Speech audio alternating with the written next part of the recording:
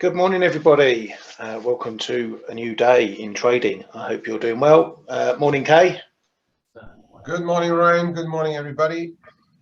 How you doing, mate? You all good?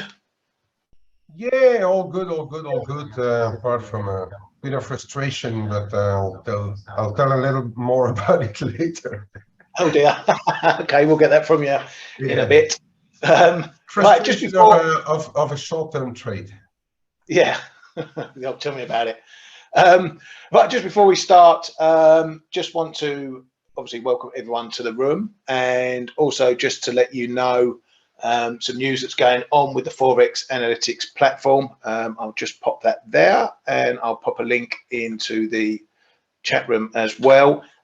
Prices are going up shortly for the chat room, and the platform itself. So if you want to get in before the price hike, if you lock in your price now, you get grandfathered in after the price hike, so you won't get boosted up, and you keep those prices for as long as you subscribe. So before those prices go up, you can also grab 20% off the current prices with this exclusive discount for Forex Flow. Just use that code there, FFL20, and you can get that discount. Again, it will keep that price for your subscription as long as you subscribe, even after the price hikes go up. And I should also drop in as well that if you want to have a look at our funding program, if you're thinking about you want to upgrade your trading, you want to trade more amounts, trade someone else's money, you can also do that via the ForexAnalytix funding program. Again, I'll drop a link in there, and that's a look at the page. You can find that on the Forex Flow site as well by clicking on funding program. It'll give you everything you need to know about that. If you click through this link, it will give you further details, and there's even a video from Blake there. You can trade up to $1 million account if you pass the assessment. That will also give you free access to the ForexAnalytix platform and chat room, so you won't be alone. You can come and speak to other traders who are taking part in the program as well, and any help you need. So if you want to check those out, please do so. But otherwise, let's get on with the show. Right. The central bank floodgates have been opened. I was waiting for this last week. I thought we might get them starting Friday and the weekend, but no, they left it till yesterday. So tons of central bank stuff to get through today.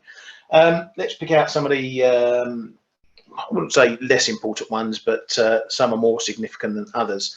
We'll start with the RBNZ. Governor Orr said the tightening cycle is very mature, but there's still a little bit more to do. So this is pretty much confirming that the RBNZ, as we know, have maybe got a couple of hikes left in them before they, at the very least, pause. So that was Orr reaffirming where they're at, that they're getting to the end of the road of this current hike cycle, and they're going to head to a pause. Whether that means they stop hiking altogether and that's it, they found their terminal level, or whether they're going to sit and see what happens, and maybe if inflation keeps going and so forth, they'll get back hiking again. We don't know, but that's their pause level, if you like. Expected to hike 50 pips, I think, at the next meeting. Do you reckon it's 50 pips at the next two, or 50 and make a call at this one, Kay? Orr said that they may start to slow in the last meeting as well, but I think for next week we're still expecting 50. Let me have a quick look at that. It's an interesting question. When is RBNZ? On the 5th. Yes, it's a week, isn't it? Yeah.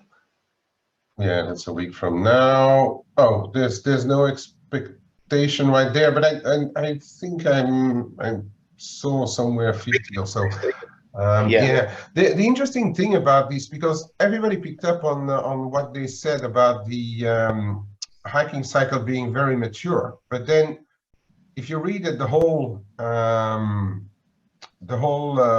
comment that he gave, There is still some positives in there, and the market did not really pick up on it as it happened. But he did say, let me just find it back. There's here it is. While the tin may be higher, the cost of getting the tin there is much lower. As well as energy prices, you've got a lot of offsetting positive supply shocks starting to help us. In a relative sense, New Zealand sits in a very strong position. We've come through this extremely well. And I think that's one of the reasons which I hadn't picked up either yesterday evening, because it was getting very late. That helped, together with a little bit of a setback in the dollar, that helped the Kiwi to recover. So it's not all saying that they are going to stop, but they also say that the situation is not too bad. So he's not talking about recessions and stuff like that. So I'm reading in the same article, it says that so they raised to 3% so far, and by early 2023 they're expected to end up somewhere around 4%. So is that we've got that'd be before the year ends, maybe a 50 and a 25, and then another 25. Yeah, I'd say 50. Bank on 50. I mean, since the rest is raising quite rapidly, fast, front loading. I think 50 is reasonably to be expected, I reckon. Yeah, they're probably about right. 2 more 50s and done at pause at 4% seems about right. Yeah. Okay, cool. Thanks for that, mate. Right, moving on to some of the others. So we had ECB's Lagarde at a economic hearing in Parliament. Had quite a funny comment that she's absolutely determined to get rates to neutral, but she doesn't have an idea where neutral is. So how long's a piece of string? We had a bit of fun with that one yesterday, didn't we, Kay? Pretty much summing up the ECB. I mean, it's something that we hardly can expect from the governor of the second largest central bank in the world. I was really rolling over from laughing on that one. She hasn't got a clue. She's nearly as good as Bailey. Well, I'm going to talk about Bailey in a moment, because we'll have a row about this, I'm sure. Well, disagreement. He's got up in my estimations, but we'll come to that in a moment. So that was ECB's Lagarde. Now, just quickly over to China. The MOFCOM, the Ministry of Commerce, said that exporters had reporting falling orders.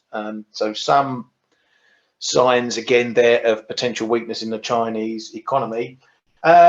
But apparently the state have asked their banks to go out and buy stocks ahead of the planned party congress, which is coming up in October. So, you know, you talk about manipulation, you don't get much blunter manipulation than that. What they want to do, they've got the big party congress where they going to announce how great everything is. And what better way to get the population on board by boosting their stock levels, their equity levels. So that's what's being sent out from those guys. And they're even giving them the money to do so, because POC has put in the largest amount of liquidity in the market in a good number of years this week and last. So all of that is, if you want to pump it up, still I don't think it bodes well for the Chinese yuan right here and now, unless the dollar starts to turn around, of course, in itself. Yeah, and exactly. And obviously, what's happening in $1 is a natural boost for exports as well. You know, the currency weakening that gives exports a boost, makes things a bit cheaper for people buying from abroad. But yeah, you know, that's all going to play into the one. But there's going to be a lot of talk around this party congress thing, a lot of back patting, a lot of strong words, how good things are going to get, that sort of thing. But it could also be boosted by talk on what they're going to do to get growth back on track. And if that's big easing, you know, the reserve requirement ratio cut, which is the pretty big one in China, then obviously we're going to see potentially further weakness in the yuan. So that's that from China. Anyway, we've got some shenanigans going on in gas pipes as well. Nord Stream 2 had some leaks. Nord Stream 1 had some unplanned unavailability and some pressure drops, and I think some leaks there as well. There was some headlines out this morning from Nord Stream saying that the damages are unprecedented. Now the Nord Stream 2 thing, this was reported yesterday, I think. So forgive me if I'm getting myself confused. It's a bit of a mess trying to decipher what pipeline everyone's talking about. The Nord Stream 2 pipeline, I don't believe is fully active, but it still contains gas. This was the one that was all going to be, you know, connected up to Russia, and the new pipeline opened up. So even though I don't think it's fully active, it does have gas in it, and there was leaks there. Now there's been some other stuff going on with Nord Stream 1, and these leaks, as Nord Stream said, the damages are unprecedented. So we don't know if there's something going on there, sabotage, anything like that. The conspiracy theories will be pumping that one. Long and short is it's problems with gas supplies yet again, and that's the main point we can take from all this.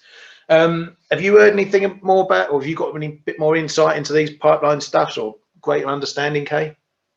Well, I mean, the one thing I read is that the gas is just flowing into the Baltic Sea. Yeah, I mean, we don't have to be too big conspiracy theorists to know what's going on there. It's a way of putting pressure on Europe, and I think it's been going on and it's ongoing, and it will probably not be solved until somebody is put really with their back against the walls and see what happens there. I mean, yeah, I don't think there's too much to say about it, apart from the fact that Russia is playing the game against Europe, and that's it. Yeah, and as we slowly creep towards winter, of course. Exactly. Yeah. But Now just one thing yeah. to come back on this on the China CCP Congress. That's starting only 16th of October, so it's they're going in early. Another 2-3 weeks two long weeks to put pressure on stocks, likely on the upside, and yeah, they are preparing it early. Yeah, so we could in fact start seeing some moves as early as next week, maybe, if not already.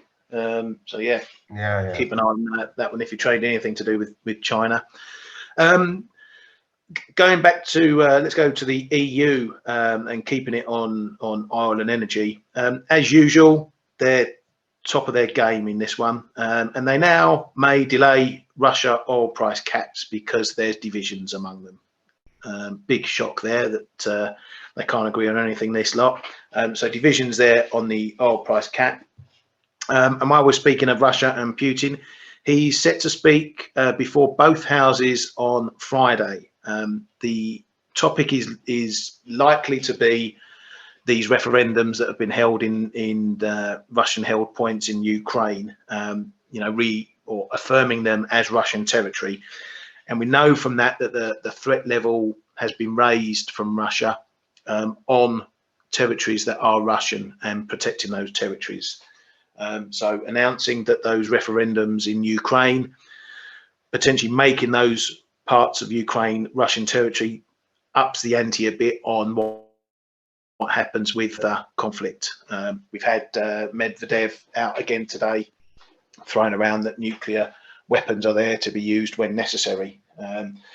So that's coming out on Friday. We need to obviously watch what comments we hear from that and how the rhetoric or comments step up from that point, and what he says about those territories. It could obviously add to the risk pressure that we see in markets after that.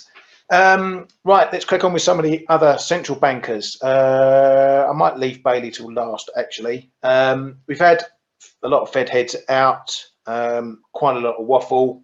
Collins, one of the new bods at the Fed, said a softish landing is challenging. Evans was out this morning saying he sees rates consensus at 4.25 to 4.5% by year end. Rates are currently 3.25%, so that's, or the midpoint is 3.25%.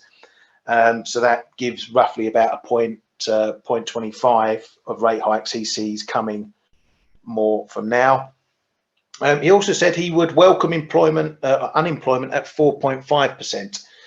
So again, wanting to hit the jobs market, the unemployment rate is currently 3.7%. So quite a bit of pain there to get the rate up to 4.5%. Again, I'll reiterate, when looking at jobs, there could be a situation where we don't actually see significant job losses in the NFP, but more so the participation rate rises, which would, I wouldn't say artificially raise the unemployment rate, but it would get the unemployment rate up. So they could have a situation where there's still tons of jobs coming in, but the unemployment rate gets to 4.5% purely on the participation rate rising.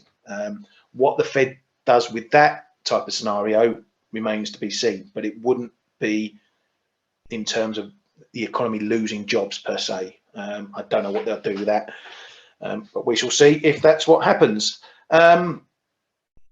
Mr. came out with some comments, but first I'll go to Bostic, because this one really hit me yesterday. He came out and said that the action of global central banks is not so uncoordinated as some think. Now, we've been talking, obviously, for a couple of weeks now about the possibility of increased comments over dollar strength coming from central banks. We've obviously seen what's happened in the yen, we've seen what's happened in the pound, and the pressure that came on the Bank of England yesterday. Now, this is Bostic saying that, talking about coordination. He also said that there's potential risk to the US from recession contagion, or what happens in other countries, and he cited the events happening in the UK as possible risks for the US. Now, I'm not suggesting that we're going to see intervention tomorrow, or we're going to see big statements coming out tomorrow, but we know that central banks talk to each other a lot. That happens all the time, okay? All we don't get is the results of those conversations. We don't hear about what they've been talking about. But this is a central banker now coming out and saying, hang on, folks, don't think we're not coordinating behind the scenes. He's making this comment public.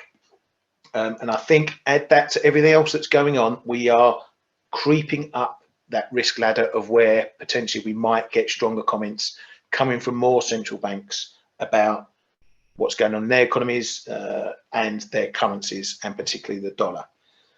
So that was a key comment for me yesterday. Now, just to throw some context at that, Mester came out and said that the Fed sets policy that's appropriate for the US. Again, perhaps a key comment, you know, why is she mentioning the US? Of course they set policy for the US, but why make that comment specifically?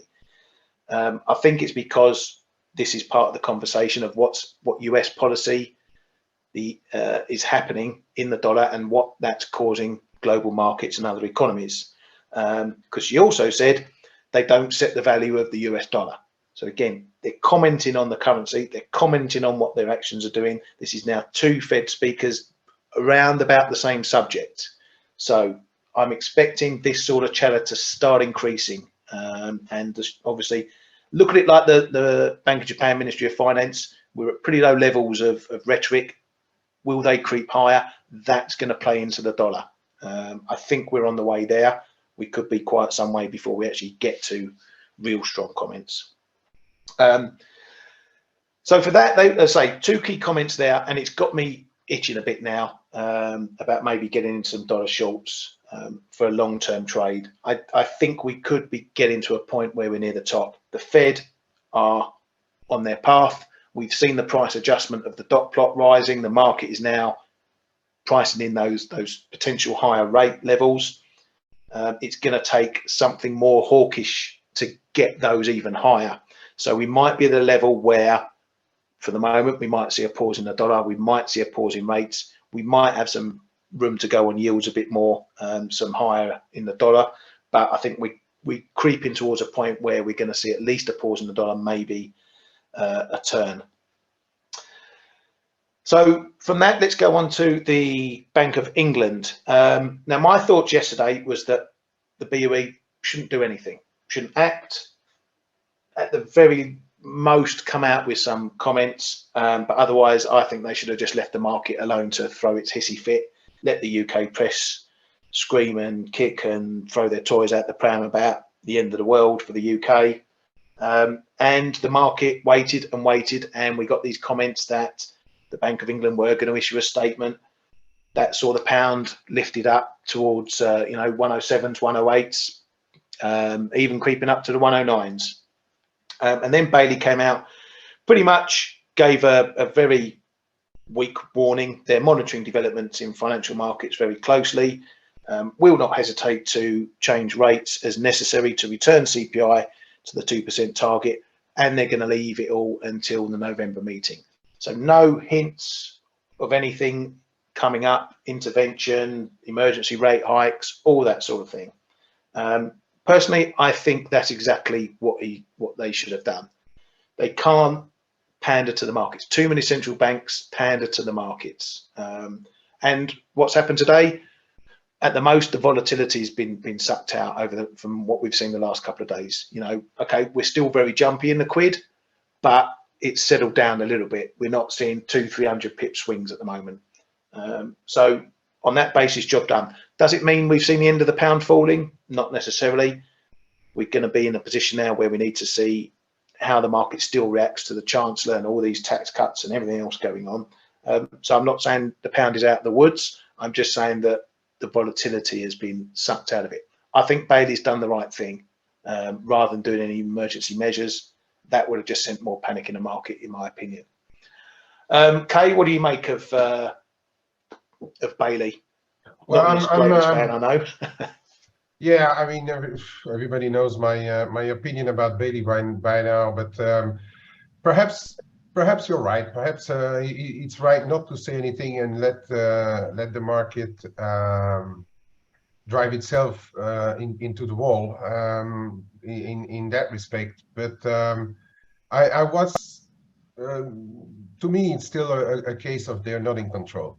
So we never know what's going on in their own mind, but Yeah.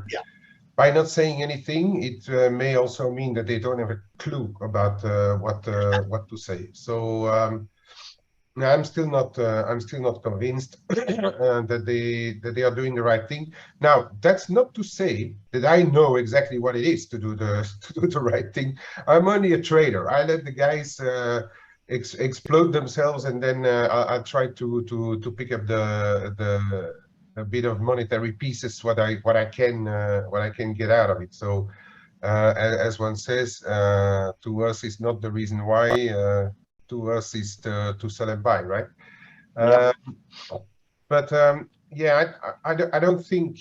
Well, for first, I don't think that they fully expected this kind of move. Whether it be on yields, whether it be on the pound. So they left scratching their head. That's my opinion, and he's not also doing anything to alleviate concerns in the market. Today we're seeing the yields come off a bit, but it's a global thing. US 10s have hit above 390 yesterday. I think twos are close to or somewhere around, what was it, 427. Are you talking US or UK? Yeah, the US, it was 435 or so on the twos, 436 even, and now they are coming back to sub 430. The UK 10s are coming off a little bit as well, but I'm afraid it's just a temporary thing. So I'm not sure that I'm in agreement to say that they've done ultimately the right thing. Yeah, and to continue on that subject, Kwarteng came out saying that what is it, 3rd of November or so, he's going 23rd, yeah, to 23rd. announce more.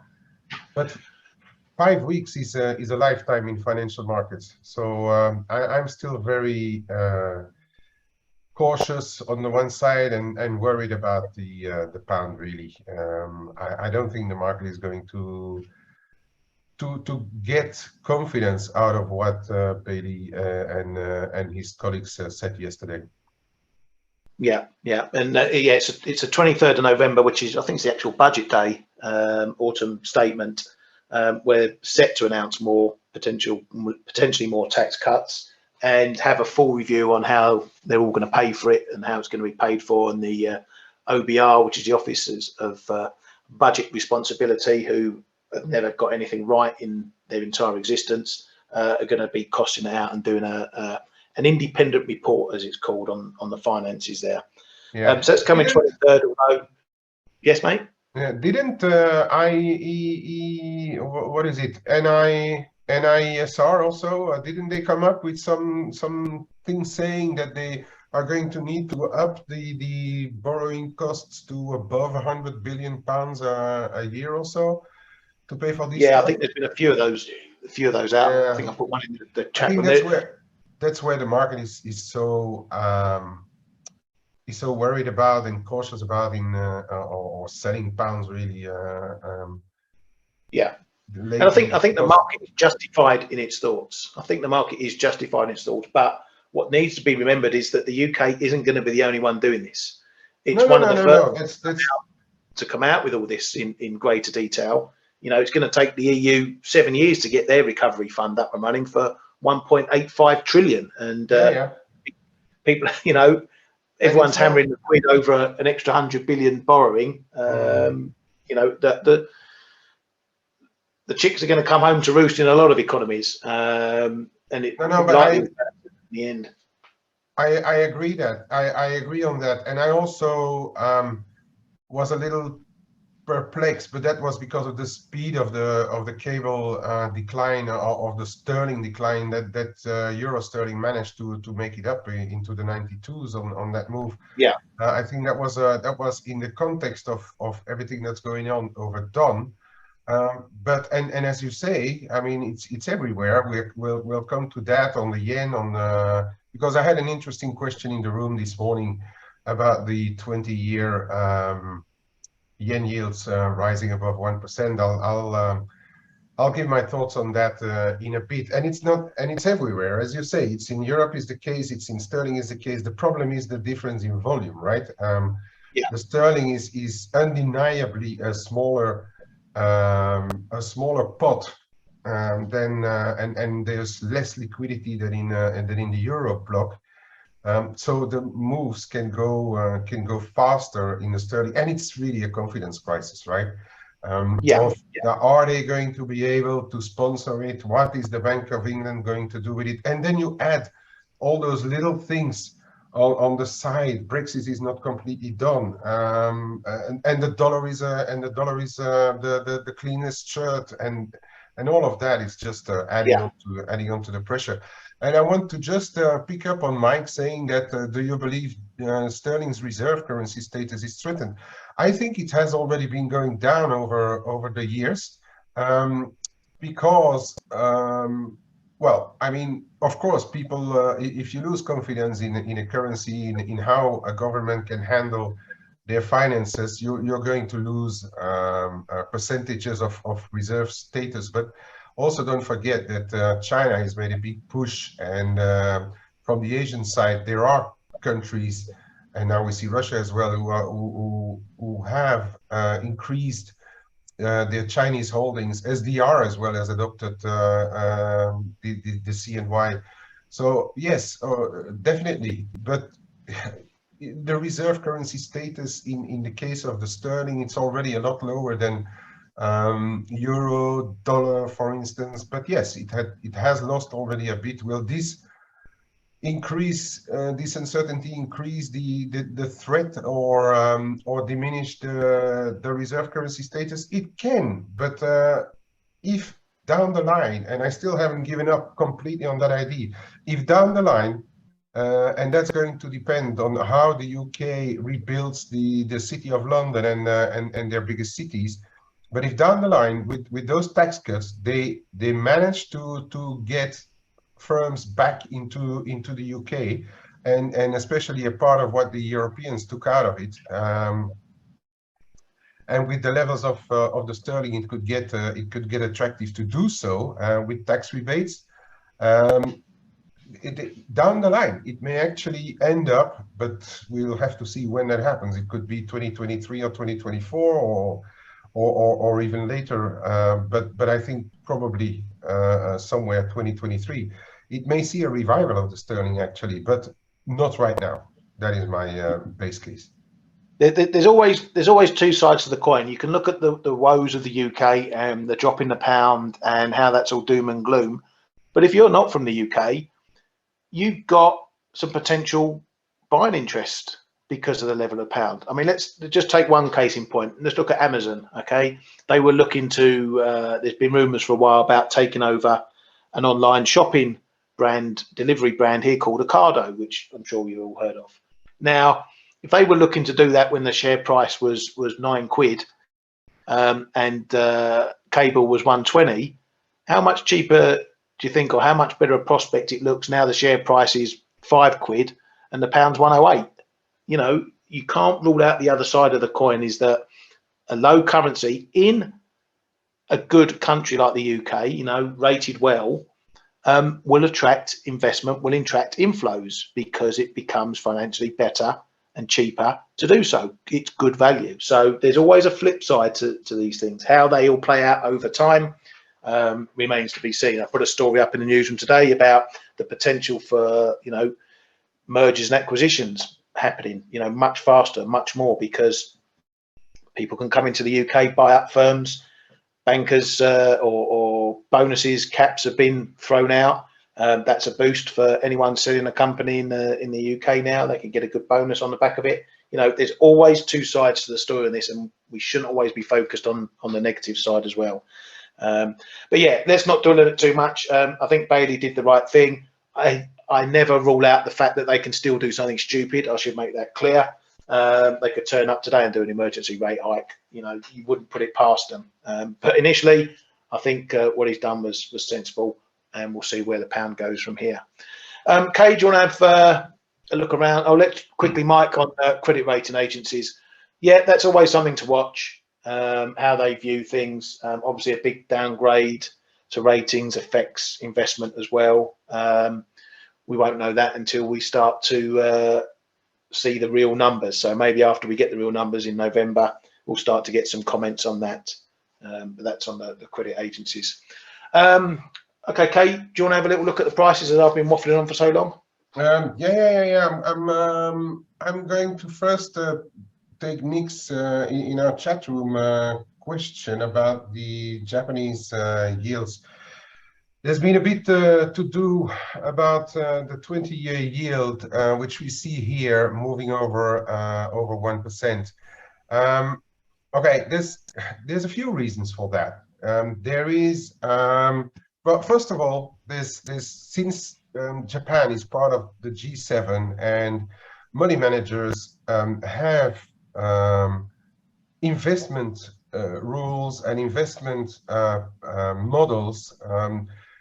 If the rest of the G7 yields are flying, whether it is the short, the longer end, Japan is in part going to participate with it. Now we know that the Bank of Japan is controlling the 10-year yield. They are still buying 20 to 25-year bonds as well, but in much lesser, to a much lesser degree. And so, first of all, there's this correlation, because we have seen, if you look at the 30s, okay, they've rallied higher today. They are a little bit lower, but they've rallied over the past month. If you look at the 20s, they've rallied as much as you like as well, and they are trading above or now at around 4%. So there is this, first of all, this correlation part. Then, as we have seen, and which could also be explained by correlation, and we talked about it, about how much the UK has to spend and borrow for their spending program. How much is the EU going to have to spend for their borrowing? And we can't forget that Japan is also putting in stimulus package after stimulus package, so that has to be funded as well. Of course, the government is going to fund on anything which is up to the 10 years as well, but there's going to be parts where, since those rates are around 1% and we're just coming out of the pandemic and they have been low, but still not that high. If you look at the 2021 lows around 0.6, if you look at the 30 year now at 140, or if you look at the 20 year just being above 1%, they're going to be tempted to lengthen maturities as well, to lock in still historically low yields. So that's a part of it. And then on the other side as well, is that the longer you go in those maturities, the less there is this huge pot of liquidity. Of course, Bank of Japan is controlling everything up to the 10 years. But if you go out longer, they're controlling it less. So there's less liquidity as well. There are less players in the long to ultra long maturities. So that explains in parts the volatility and the hikes in those yields as well. And then let's face it, you will have speculators who seeing that since there is less liquidity in there, it's a bit easier to drive those bonds lower, the yields higher, because the rest of the bonds in the bond markets globally are getting destroyed. So it's a combination.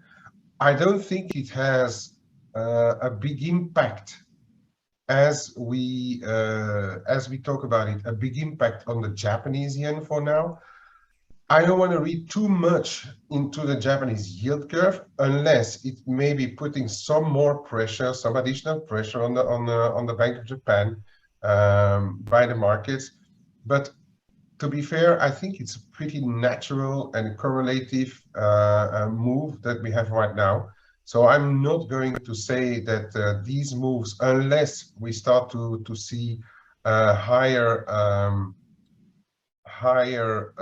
yields for longer, you start to go, okay, this is a bit of a level. But if you look at where we were, crises and stuff, yeah, we've gone through a level if you look at it technically, but I'm not sure whether I want to read too much into this unless we're starting to go to creep up to 120s and above. So that a bit for those Japanese yields. All right, let's have a look at a couple of currencies because it's heating up, right? It's very hot on the sterling. So we had this flush out the other day.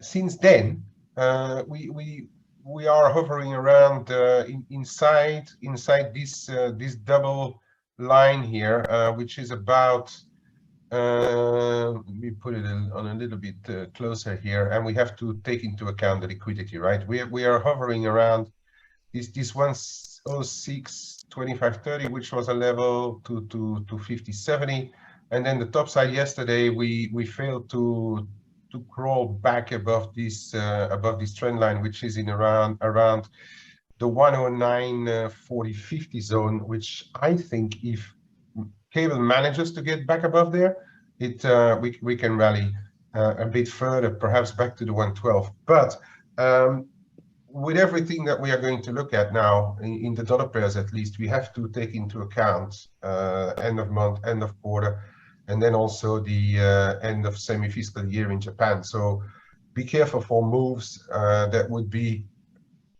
perhaps not fundamentally correct, but watch out for funny moves. And when I look around the equity market and the bond markets, I wouldn't be surprised if we see some more dollar demand. But I'm taking a bit of a bet here. But I wouldn't be surprised if the models show that we need that the market needs more dollars into this end of quarter. But let's wait a little bit to see what they say.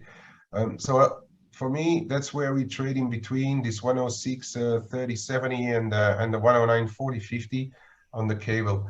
Euro dollar, we went down to the bottom of this channel around I've got it around 95.70. We overshot just a little bit.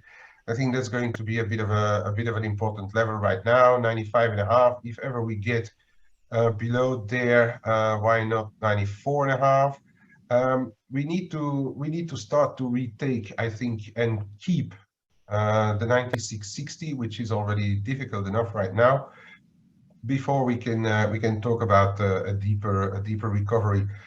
Most of it will depend on how the dollar reacts and how those yields react into the end of the month, and perhaps we need to wait for the start of next month to see what the money market people want to do with it. For the time being, actually, I've read an interesting article saying that people prefer to be just in reserves and in money market instruments, because now they're getting real returns. If you look at the 2-year yield is above 4%. If you look at the 1 year is above 4%. So why?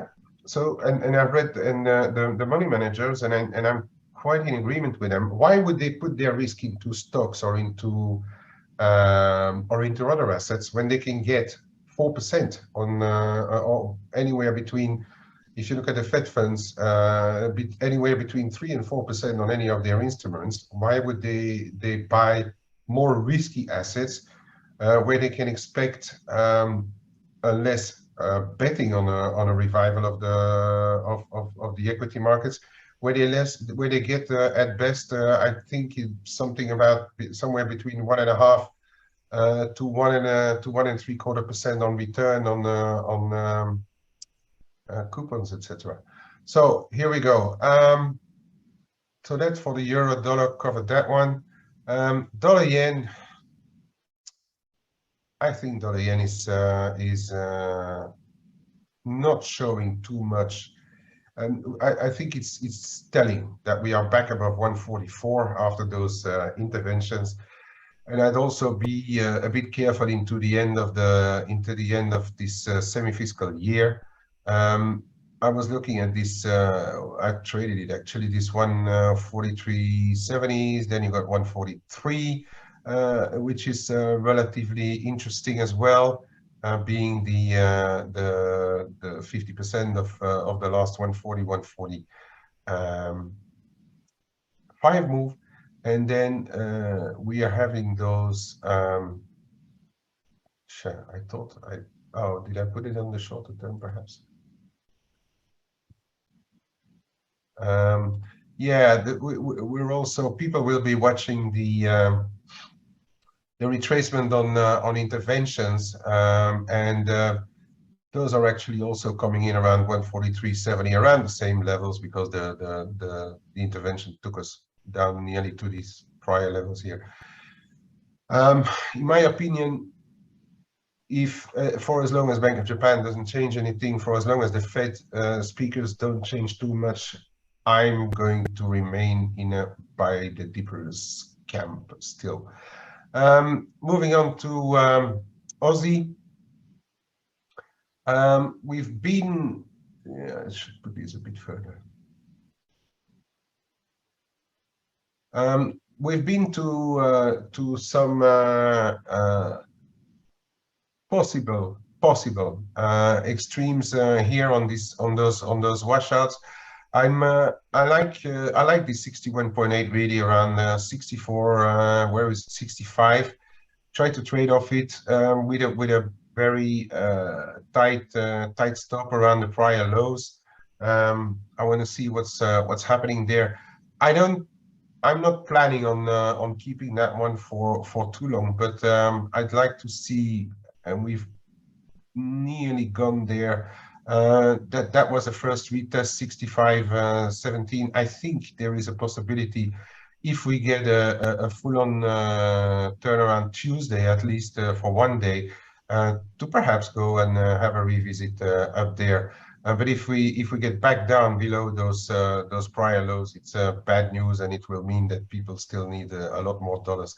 A little bit similar, we've got those long-term trend lines in the Kiwi here, which we have been toying around on the big drop, but we are holding somewhere in between. So I'm going to respect those ones. So it's 56 on the downside, 56 around, but depending on the pencil, 3/4, anywhere between 56 3/4 and 90. We're turning around there right now. Same thing, possible that if we get a bit of a turnaround Tuesday, that we have a bit of a relief here as well going on. But then I'll be very cautious into the end of the month. We can talk quickly. So the dollar max ran into this 20.42.45 zone, which I talked about as well the other day, seeing a bit of resistance, but for the time being, I'm staying out of it. I think we need to get back below 2020 or so to call this over. So until the end of the month is over, I'm going to stay aside on that one. On the euro mix, frustrating, because I thought with the risk off that we would have at least a chance to get back up to higher levels, but it's really not giving us a lot of joy. We're turning around this 2060, 60, 62 zone. I'm going to keep an eye on it into the end of month, tiny in it, but if I don't get any higher retracements here, I think we might be on our way to perhaps 18s or low 19s. Quick look on the oils. Gold, first of all, went down close to this 1614 zone. We're trading in this back into the 1640s, but I think still 30, sorry. But I still think for as long as we trade below 1648.52, somewhere there, it's not looking great. Silver, ditto, but I still think, of course, the percentage moves are bigger than in gold. But I still think if we survive the end of the month above, especially, well, I'm not even going to say above those prior lows, even like this, that is even a buck lower than where we are now. But if we start to survive here, perhaps come October, if yields don't pull up further, perhaps there may be something to do here. Yeah, oils. We ran into the 78.6, and that seems to be holding right now. We're trading around 77.80, but we need to get back above 78 to really start going there. In my opinion, even retaking 79 would be needed to really start going. But it might just be enough right now.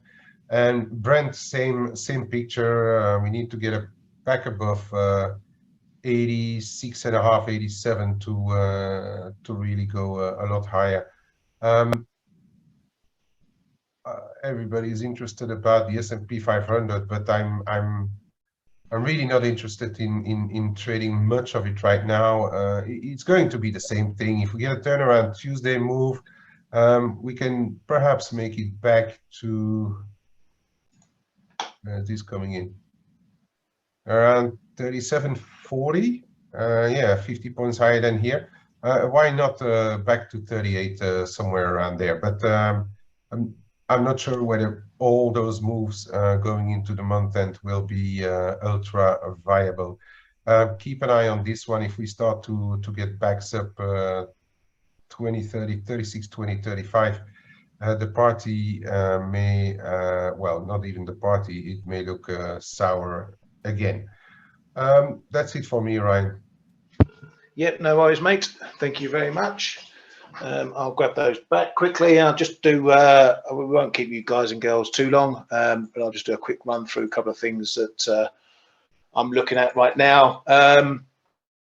Gold being one of them. I'm still short on this one. I'm looking for a break of this 50 fib. At the moment, we're pulling up pretty much ahead of it in the 20s. I want to see a break of this fib, and then potentially we're heading down 1600, maybe a bit more. Looking at the short-term picture on that one, you can see I wanted to hold this below this 1640-41 area. I mentioned this yesterday in the chat room, I think, or on the Face webinar. The breakdown of this area in the 60s is obviously where I got short 65s. Now we're getting that confirmation that this area has become resistance. So I'm looking for further downside. So for me, if you're looking at gold, you're looking between this fib and this 1641 area as the decider of what happens if we crack back above there. Likelihood is we're going to get a test up towards the big break point in the 1670s, 80s up there. That's for gold anyway. Euro sterling is another one I'm still sitting a little bit short in, been chopping and chopping on the way down. Managed to get a nice entry, 99.90. Little bit of a Putin trade ahead of those comments that he was set to come out with. And again, you know, looking at the longer term levels, this 96 area is a bit historical. Let's see if I can get it back there. So it goes right back to this area here and even further, you know, back in the early 2000s. So just looking at this, you know, this former resistance point, support point, which comes in around about this 96 area. So again, it's another one potentially that's going to be key for what happens with the euro dollar. We've had this spike over following cable and everything that went on the other day. It has had a few tests under. It's doing a bit of a similar thing to what it did up at parity and 99, where it tested it. You know, would it get under? Let's have a little look, a bit wider quickly. Oh, need to go a bit wider than that. Where am I? Oh, let's go into this chart. It's probably all in here. There we go. So with a similar play to what happened at 99. Now we had a dip under, then it was support, then we had a break, decent break. You know, it's setting up for that type of thing going on here at 96. So this could be a fairly significant level here, maybe similar to 99, depending on how the price action plays. If we need to reverse that, we've really got to get above 97, probably 97, 15, 20, clear that, and then potentially we've got further upside. So that's the range I'm looking for in that one anyway. The only other trade I've got is I'm still playing a short off the US dollar Hong Kong, still banging its head up there. For those that may not know, there is a trading band in play between 7.75 and 7.85. So I'm just sitting in shorts, and anytime we get a move down towards 84.50, I'll let them off and reload it back up here. So that's what I'm playing on that side. Got some other trades on the cards as well, but the guys and girls in the chat room will know what those are. Right, so, oh, Evans is out. Let's see if he's got anything interesting there. He expects inflation to cool substantially over the next couple of years. Okay, thanks for that. Right, with that, folks, keep an eye on the data today. We have got, let's start the calendar quickly again. We've got durable goods today. That needs to be watched at for the consumer aspect. Obviously, durable goods are things like white goods, washing machines, tellies, that sort of thing. So it is a little bit of an insight into the consumer. Are firms ordering these goods because they're confident of being able to sell them? So that's what we look at durable goods for. But we've also got some housing data as well. New home sales at 3 o'clock this afternoon UK time. Before that, we've got house price indexes, the FHFA and the what do you call it? Case-Shiller, that's the one. So that gives an indication on housing. New home sales also have some price components as well.